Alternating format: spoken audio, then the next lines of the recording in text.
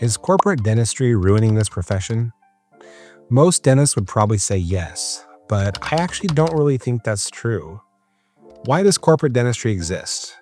Many people suggest that there's tremendous waste in private practice dentistry and believe more efficient systems or models are why corporate dentistry thrives. To some degree, that's correct. There definitely is waste and inefficiency in private practice dentistry.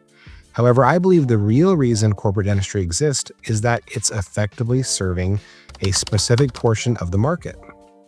Many dentists fear corporate dentistry will eventually take over the entire profession, but I don't necessarily share that view.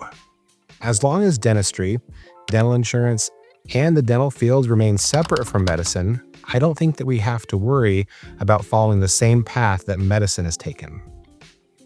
If dentistry and medicine were ever to merge operationally and functionally, then yes, that could be problematic.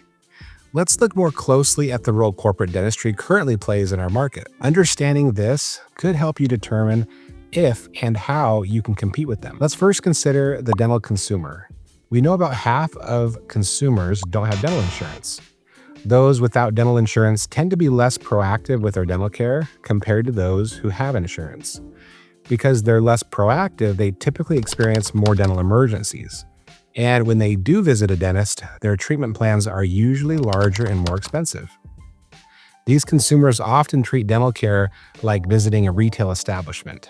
They have a specific problem, want a quick solution, and desire convenience and simplicity. Now let's consider patients with some form of dental insurance. If patients have a state health plan, DMO, or HMO type of dental insurance, cost is the primary factor. They're generally less concerned about wait times, the location, or even which dentist they see. For patients with traditional PPO or better insurance coverage, they're more proactive and consistent with their dental visits. They tend to value relationships with their dental providers more than the other patient groups. When you understand these different patient populations, it becomes clear why you shouldn't be overly concerned about corporate dentistry taking over.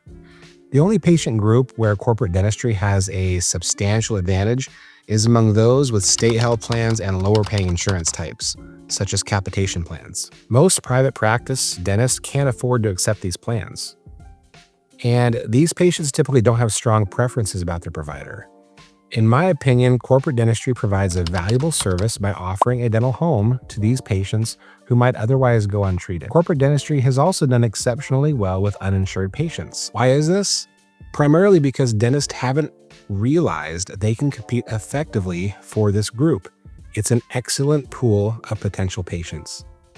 These uninsured patients prioritize convenience, simplicity, and immediate availability.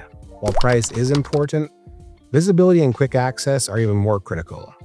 Yes, corporate dentistry may have more money, more prominent locations, and marketing, but private practices can compete effectively. The issue is that most dentists are operating primarily to satisfy PPO dental patients.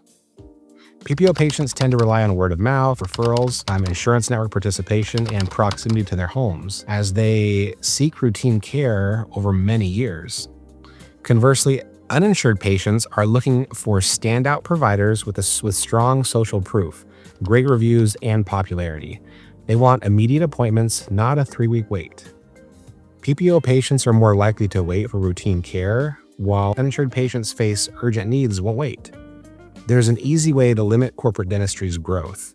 We just need to adopt a more marketing-driven approach to running our dental businesses. If given a choice, would you prefer a dental practice with the same trusted doctor year after year, established in the community, or a corporate group where the dentist changes frequently? The personal relationship is a huge advantage private practices have that corporate dentistry cannot replicate. However, corporate groups appear first in searches because they excel at marketing and have marketable practices. For example, think about your practice. Why would someone choose your practice over the dozen others nearby? Is there anything truly unique about your office? One of the biggest problems is that most dentists, if being completely honest, can't identify any specific reason why a patient should choose their practice over another. This indicates your practice is not very marketable. Yes, sometimes the marketing reasons might seem fluffy or superficial, but that doesn't matter. You need to find ways to differentiate your practice and become marketable. Corporate groups have already figured this out.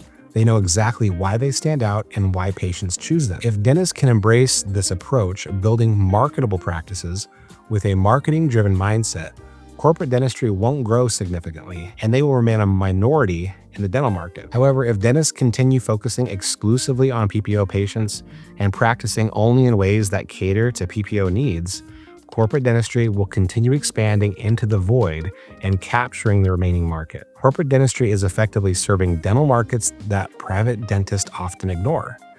I completely understand why dentists avoid certain state plans as they aren't financially viable.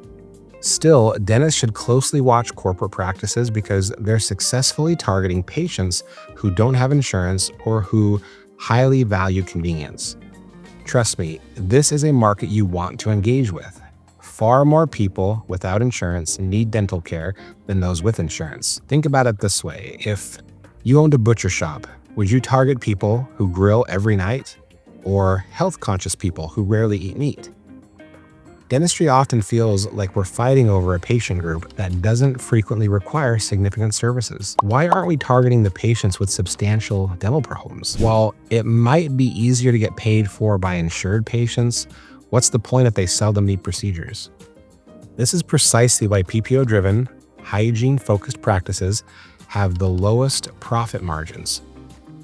Many of us focus on this model because it's traditional and seems easier, but from a business perspective, it's clear this doesn't always make the most sense. Now, we appreciate you and thanks for listening. And if you have any topics or questions about your practice that you'd like help with, send me a message and I'll try incorporating them into future videos.